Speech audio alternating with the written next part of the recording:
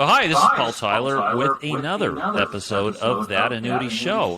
Ramsey, good morning. Great to be here. And wow, do we have a really interesting guest? And I won't spoil the topic, but we've all heard the topic discussed, and we actually have the person who actually invented the topic. Do you want to do the intros? I would be happy to. We're really extraordinarily lucky today to be joined by William Bengen. We'll call Bill from here on in. Bill Bengen, who is the creator of the 4% rule, aka Safe Max, aka the Bengen rule. I think the Rule of 300 is another version I heard about. And it is such a topic of hot conversation in the retirement industry, both on the fiduciary side and on the insurance side. And for that, as I've said publicly before, I think it's actually one of the greatest gifts we've been given as an industry, because it creates a lot of relevant conversations about helping individuals find the right answer. So with that, Bill, thanks for coming on. It's a real honor to have you here. And tell us a little bit about yourself. Tell us a little bit about your history, like what led you up to what all the things you did before you created the 4% rule.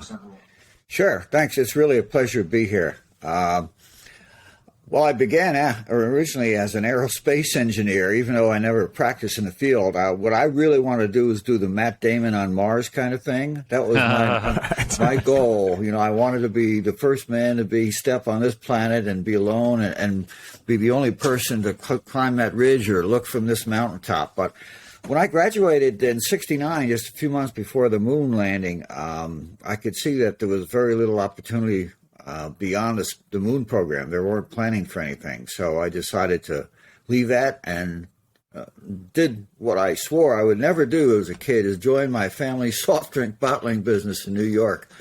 And I spent 17 years there, learned a lot, ended up running it for 5 years. And we sold that in the 100th year that it was in our family. Like a gambler, there's a time to hold them, time to fold them. We decided it was time to fold them. And then I moved on to California and looked at a variety of potential careers, and I decided to become a financial advisor, because that was a business that I was really familiar with, the investment angle of it. And I know I could operate out of my home, which was a very comfortable arrangement. So I did that, and along the way, about 5 years in, I started getting clients asking me questions about, when I retire, how much can I take out safely? And, what should my investments look like? And I tried to find answers, couldn't find any, so I started doing my own research on it, and that's where the so-called 4% rule, came out. And now I'm in Arizona, and I'm in my fourth career. I'm an aspiring novelist and continue my research into the 4% rule. So Bill, I have to ask the first question. Did you know when you wrote this or released this that this was going to have? Did you have any inkling you'd have so much impact for so many years in this industry? No, particularly from all the hate mail I got initially from people who didn't want to believe the 4%. I really had a big negative fan club out there for an amount of time. I had no idea, because I was doing it primarily for my clients. I wasn't doing it. But then when I saw the applicability of it, that there was nothing comparable available to financial advisors, I decided to publish and speak at conferences, and it just kind of grew from there. But I had no inkling. So I've got a question, because when we had the great Moshe Milevsky on the show maybe about a year ago, and we brought up the 4% rule, and he hit back at us. He said, "Well, which version?" Because I think there's different people have decided there's different versions of it since you came up with it. So just to sort of level set, what is for the benefit of everybody in the audience, and I'm sure everybody's at least heard of it, but what is your version of the 4% rule and the way you think it should be calculated and executed? The term 4% rule is a little bit misleading, because it's a mental shorthand for a whole body of research that covers a wide range of withdrawal rates. 4% is based on my original research, which I published in '94, in which I just looked at a portfolio with two asset classes. and I looked at a tax-deferred portfolio and at a client who was only going to live for 30 years. And those are very important things to specify when you talk about annual withdrawal rate, and it came out to be about 4%. Then about 15 years later, I updated that. I added an asset class and looked at it, and it came out to 4.5%. And most recently, I've added 4 more asset classes to the analysis, and I'm up to 4.7%, the historical worst case situation, if you will, which is really what the rule represents. It represents a worst case. So we're approaching 5. I don't think we'll get to it or much beyond it because I think we're starting to get into diminishing returns. You add more asset classes, you get less bang for the buck. But that's about where we are right now. So I guess I've got 2 follow-up questions there, and the first one is, so specifically, if I were an advisor and client has X amount of dollars, let's say it's $1 million, so it's in the first year withdrawal, it would be $40,000, so 4% of that. Again, let's go back to sort of the baseline Sure. rules. Sure. In subsequent years, obviously there are adjustments. Let's just talk about what you see as the adjustments from year to year. So it's 4% plus inflation. Is it 4% of the portfolio balance in the second year, or is it taking the original dollar amount, the $40,000 from the prior year, and adjusting that for inflation? Sure. The approach I used in my research is after the first year, you just forget about the 4% rule. Or the 4% number. You just discard that and just simply take the dollar amount you withdrew in your first year and add to it an amount adjustment for the CPI. So if you took $40,000 the first year and inflation the first year was 5%, you take out about $42,000 the second year and then continue on that throughout retirement. Got it. All right, perfect. And then the next one was, so you've added asset classes, and what's interesting is that your conclusion is that higher withdrawal rates are appropriate. Part of the debate that we had is, so Wade Fowler's been on, and he's last time he was on, he said it was 2.2 or 2.3 or 2.4. So you guys are coming up with different answers. What do you think what are some of the major differences between the way you're looking at it and the way you think you might be looking at it? Yeah, recently a very reputable firm came out with a study which recommended about a 3.3% withdrawal rate, and I asked to study their research, and they sent me all their data, and effectively it's really a different in assumptions and methodology. They're not using historical data. They are using some kind of Monte Carlo or similar simulation forecasting things. And they assumed a very low withdrawal rate for the next 50 years. Not a withdrawal rate, a rate of return from stocks. Mm-hmm. In fact, I've never seen in my data, I deal strictly with historical data, I've never seen a period of 50 years where the returns were as low as they forecast. Not to say that it couldn't happen, but that's their assumption, and that explains the difference really between our two outcomes. Well, and also, Bill, how you've constructed your portfolio, right, would have an awful lot to do, would have a huge impact on what you could safely take out. Right. Yeah, you can see as I added asset classes to my analysis over the years, the withdrawal rates were moved. Yes, that's correct. But I think they had a reasonably balanced portfolio in their analysis. So in this case, I don't think it was any discrepancy was due to that. I think it was just due to their assumptions about the returns going forward. And so what were some of the asset classes you added? So I assume that the first two asset classes were probably stocks and bonds. And what are some of the other asset classes you added? Yeah, large cap U.S. stocks and then intermediate term government bonds, and they're still in there. And then in my first upgrade, I added U.S. small cap stocks, and then I added recently the international stocks and micro cap stocks and mid cap stocks, and also U.S. Treasury bills. So we're approaching what I think most advisors would use as a diversified portfolio. Still don't have real estate or gold or other things in there, but it's hard to find databases that go back as far as I need. Sure. Yeah, I guess I'd be curious, like in terms of your asset allocations, if I'm going into retirement, how has your thinking shifted, in some of these categories like regarding alternative assets. That's sort of a category that's emerged.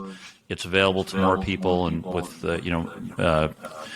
and allowed more diversification. Do you think some, are you sort of suggesting, or in your modeling, that people in retirement are taking maybe a little more, should be taking a little more risk with some of these categories? Should be.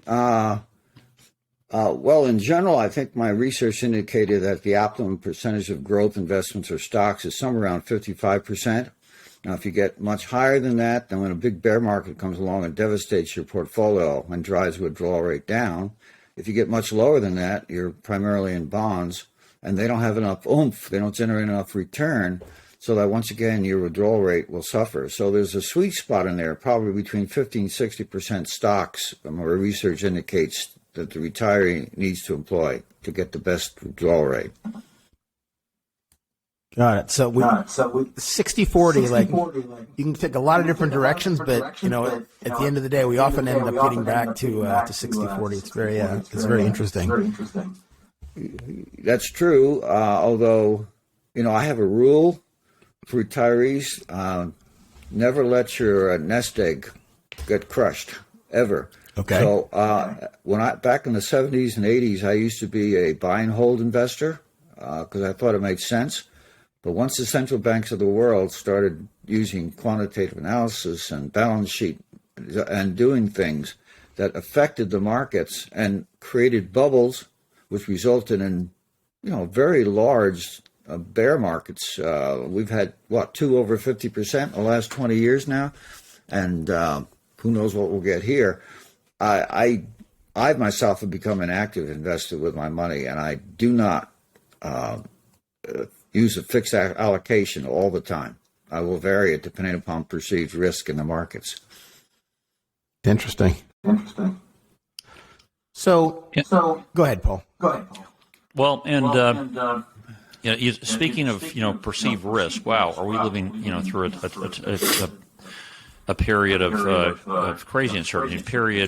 These days, Bill, it's it feels like the world changes every 14 days. If you were to sort of put aside the news headlines today, what are the biggest emerging risks that you think that individuals in retirement should hedge against? Have these changed fundamentally? Clearly central banks are becoming more active. They're even, creating frameworks for regulating digital currency. I'm not sure how I put my retirement savings there, but some of these assets may become more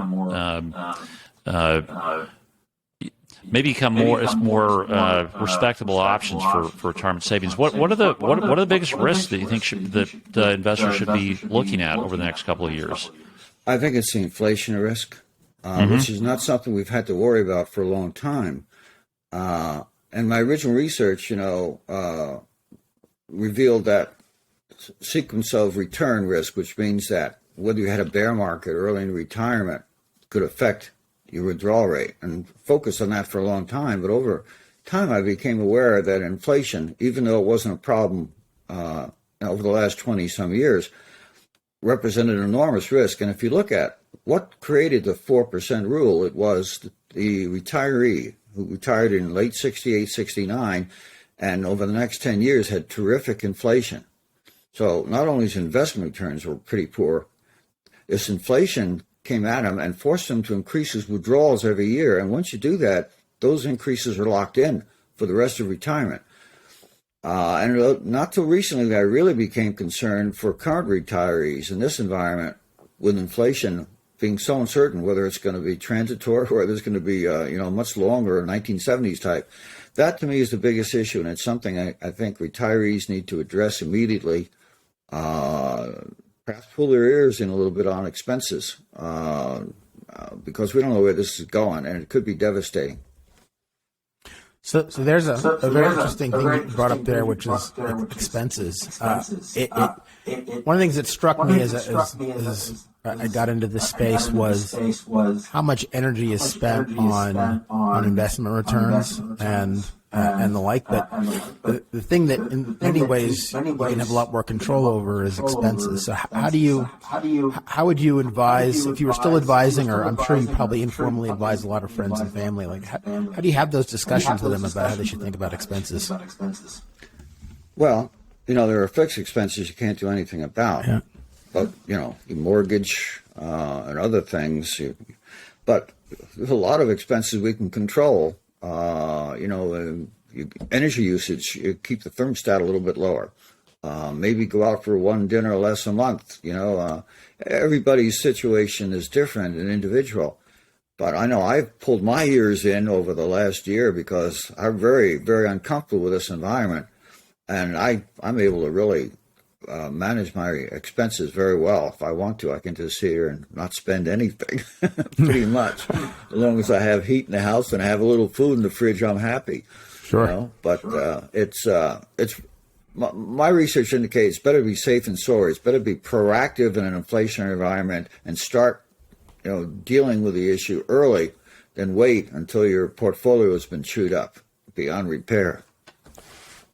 Right. So, but again, it's the primary tool for that is on the expense side as opposed to on the portfolio side. Well, I'm also reducing risk in my portfolio, so I'm doing it in both regards. Got it. Okay. And that's helped quite a bit. I have not been badly hurt during this recent decline, and I don't know if this decline is over. Maybe the market will return to its former heights. No one can predict what the market will do. But given the very high valuations we have, at some time you would expect another major bear market, to hit us. I don't know when, but when it does, in an inflationary environment, it'll be devastating, just like it was in the 70s. Yeah, we've had a lot of people waiting for that correction for a long period of time, and I would agree, Bill. If it's ever going to happen, the odds are that it's probably nearer today than it would have been, a year ago at this point. So, so control. Yeah, don't search for alpha. Search for expense control. Search for de-risking a portfolio today. Bill, is that your general recommendation to clients? Yeah, I think that makes sense to me. It's a difficult thing to do unless you have some sort of approach. I happen to use a third party that helps me judge the risk and makes recommendations upon the level of stocks I should have in my portfolio. And if an individual is going to do that, unless they're unusually astute about the market, I think they need to get outside help, primarily to get the emotions out of it. These kind of markets can really drive emotions. Sure.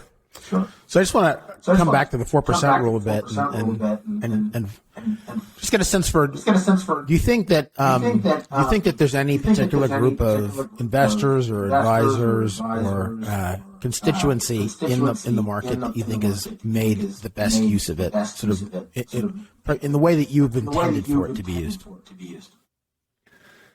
Well,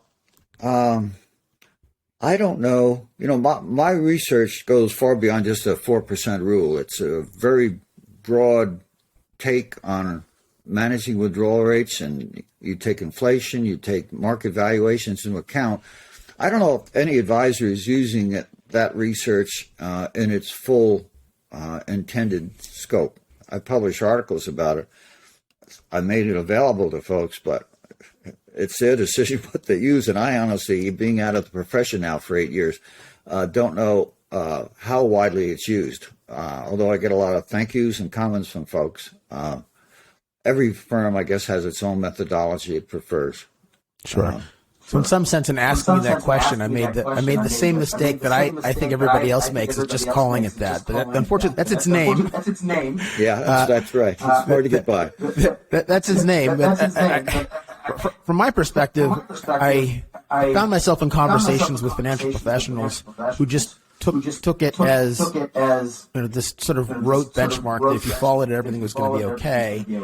And in fact, you as the creator of this benchmark are fully bought into a dynamic interpretation, right? Yes. You've been adding asset classes.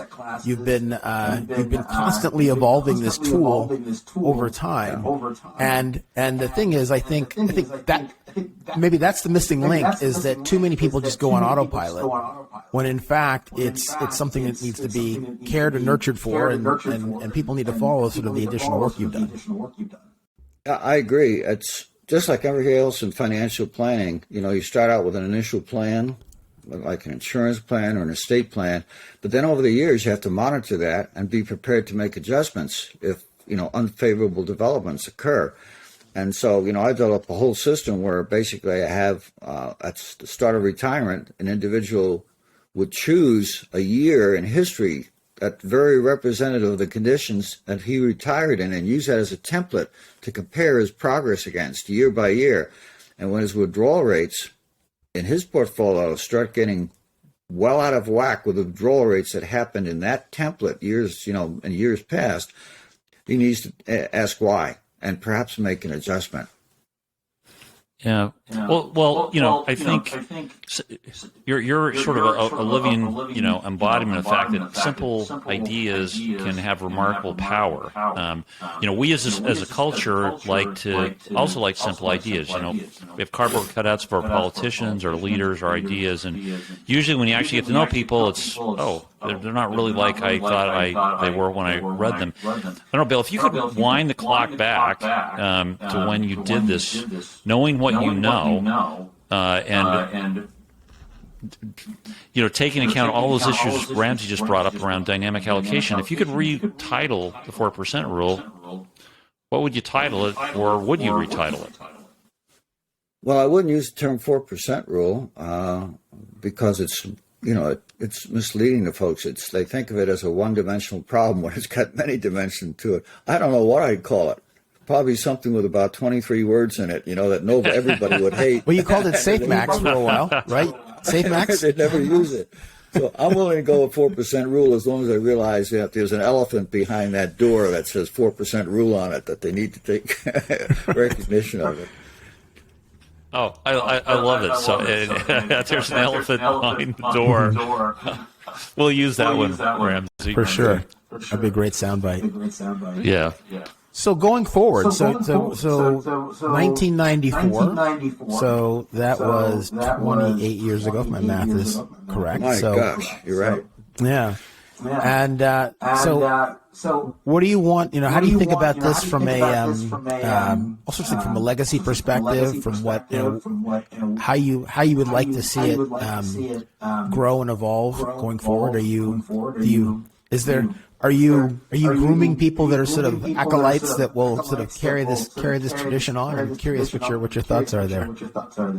No, I'm just a band of one right now, playing my tune, as best as I can. I do my research. I don't think too much about legacy. What I'm concerned about basically is doing good quality research and then sharing it with the profession. I'm going to update my book probably in the next year or so, one I wrote back in 2006, that'll lay out, in detail all the methodology I developed over the last 28 years. And then I'll just kind of let things take care of themselves. People can use it. They can abuse it. It's up to them once it leaves You're doing my that hands, already. That's human life, right?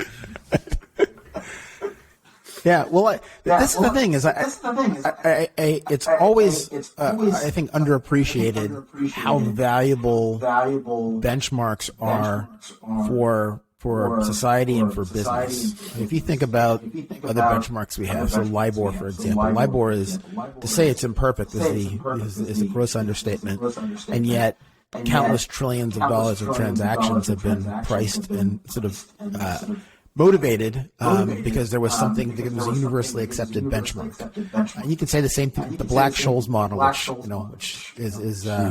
underlies every derivative, certainly anything that has optionality in it in some form or another. And the list goes on. Even the S&P 500 is not perfect. The Dow is terrible, but the Dow 30 is terrible, but it's widely used. The benchmarks help give us the social proof we need, right, and the consensus we need to take action. And inaction is sort of the worst enemy. And so, for that, as I said sort of in the beginning, like this is you created something, there was a need in your own business. It grew to something sort of much larger. And its eminent value is the recognizable name as 4% rule, even though it's not actually the 4% rule, and the fact that it is a source of universal conversation. So if we'll leave with nothing else from this conversation, I want to let you know that it's certainly that's something that is of great value, and we appreciate a lot here on the show and in general. So, like I said, I'm sure we'll have other guests along the way that have their own opinions. But I'm sure they will. Good. Well, it's. I think Warren Buffett once said it's more important to be approximately correct than precisely wrong. Yeah. And then I think it applies the term 4% rule. It's approximately correct. It's just that every individual has to realize when it comes down to planning their own situation, they have to look at it with an advisor in much greater detail. For example, in 2009, the end of that big bear market, let's say you retired in April 1st when stocks were cheap and inflation was low.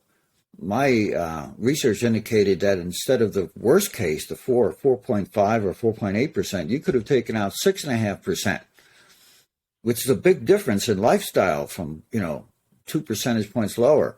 So that's just an example, one of the few examples of the last 25 years where you really could have gone beyond the 4.5% rule, because we've had such high valuations in such a long time. It's pushed the needle, against the lower stops. But I'm sure there will be a time coming in the future when the 4.5% rule will no longer apply, and you'll be able to take 6.5%, 7%, which will be joyful when we get there. Yeah. Well, Bill, Rams have been fortunate to have just great people who are putting passion, energy, and have a lot of commitment, pouring commitment into the industry. And we have some really good listeners who are working hard every day to actually bring retirement plan to their clients. If you were to if we pull off one of those. One of your notes or something on your desk or your bookcase behind you, what would be the next frontiers that people should be tackling in research for financial planning over the next 5 years? Oh gosh, I'm guessing perhaps increased longevity. I mean, we've hit a little bit of a speed bump here. I understand last year, actually, for the first time in many years, the life expectancy in the U.S. actually declined slightly. But I think, given technology's advances, we're going to be seeing longer and longer lifespans. And to me, the challenge for financial advisors will be to help clients who are going to be living to 125, 130, not only manage their finances, but manage a life, that is so long. Are people going to have a single mate for any time, or they elect to have multiple mates sequentially? I don't know. What are the challenges of working a job where people now have multiple careers sequentially? How do you handle it philosophically? How do you handle it with your heirs? Because you're not going to be handing the money now for a long time. So there are a tremendous amount of issues associated with much greater longevity that I think will challenge their profession, and it'll be very interesting to see how they resolve. I should live so long, though, right? Sure. Yes. So the one thing we haven't brought up is guaranteed lifetime income, and I want to bring that up in the most neutral possible way. So not a specific product, specific company, or even a specific source. It could be from, let's just say it's from the government. Let's just say it's an expanded version of Social Security, whatever it happens to be. But neutrally, how have you thought about the role of guaranteed income sources in the portfolios that you've developed and discussed with your clients? I haven't specifically studied that issue in my research. I know some people who have and came out with fairly favorable results in terms of the effect on the withdrawal rate. I think something like annuities may have much greater value now than they have in the past because we live in a time of so much uncertainty. We're at a time that we're in a bubble. Investment returns may be bad for a while. It's possible that inflation may be very bad for a while. So I think it's worthwhile for retirees to consider at this point a portion of their assets be devoted to guaranteed income as a hedge against a possible disaster. All right. Well, see, so that would be another killer app. Is Bill Bengen, founder of the 4% rule. Defines the role for annuities, not endorses them, but defines the role of annuities in in a retirement plan. That would be huge.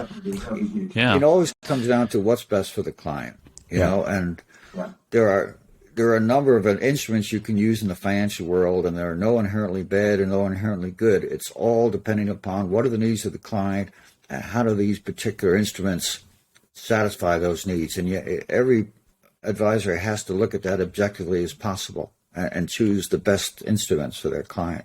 That's what we're all about. Sure enough. Well, this has been just wonderful. I don't know, Ramsey, what are your thoughts, final questions? I think I said it before. I think benchmarks are just extraordinarily important in society and business, and this is one of the most important ones in personal finance. So thank you again for that. Really delighted to have you on the show, and we hope that you'll remain a friend of the show in coming months and years, and I'm sure we'll be happy to have you come back again. I appreciate being on. I enjoyed it. Yeah, well, thank you, Bill. Echo everything Ramsey said. But I'd also like to ask for our listeners who actually would like to open that door behind the 4% rule and find that elephant. What's the best way to do it? Books? Are you publishing, more work in the coming months or years? I'll be updating my book, which I published in 2006. Hopefully, I'll have it out next year. I'm working on it. I think that they need to find a qualified financial advisor who understands all the issues and help through. It's a very complex area. For an individual to go through it themselves without software, without a profound understanding of what's involved is pretty tough. So they can read the book and educate themselves, but I think I'd recommend getting a qualified financial advisor to help them. Excellent. All right. Ramsey, thank you. Bill, thank you. And thanks to all our listeners. Look, send us notes, comments. I'll put links to Bill's book and websites on our show notes. Again, thanks, Bill Ramsey. And join us again next week for another episode of That Annuity Show. Thanks. Appreciate it.